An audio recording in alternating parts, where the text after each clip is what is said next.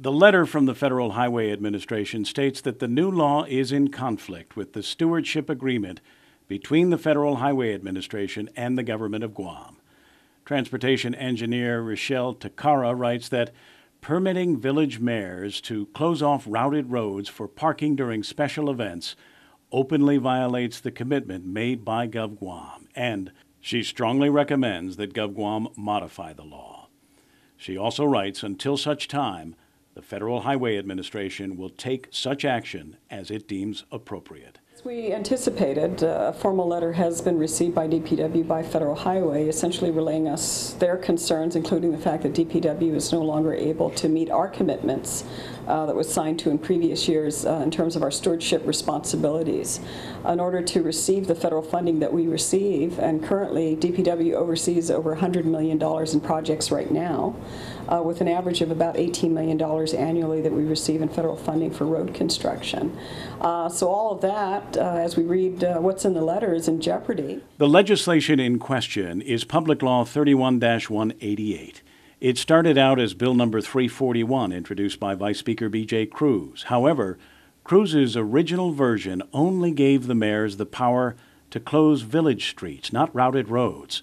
That was tacked on as an amendment. The bill's co-sponsor, Senator Tina Muñoz Barnes, says she objected to that amendment. The amendment was introduced by Senator Frank Blas to include the routed roads like on Route 1, and based on my conversations with the mayors, what they were looking at was doing the secondary roads. The most immediate way to correct the situation is the public law is going to have to be amended to remove the routed roads specifically.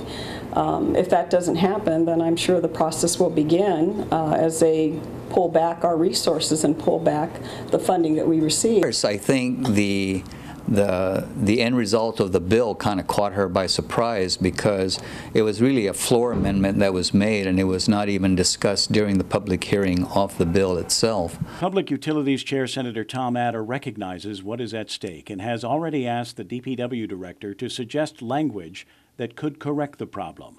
But he does not believe that full repeal of the law is necessary. I've had the opportunity to be able to communicate back to Director Brown to propose language that she thinks would address her concerns regarding the authorizing the mayors to close routed roads. Because we certainly don't want to, just stifle social events and where the people can get together, because we don't have the space for them to be able to travel. Do you believe that it's possible to work out some sort of compromise that will allow mayors the continued authority to close routed roads under certain defined conditions? I'm optimistic that we can sit down and find an acceptable compromise. So a full repeal of the bill is not necessary as far as you see it now? I don't think that we need to fully repeal it. Kevin Kerrigan, PNC News.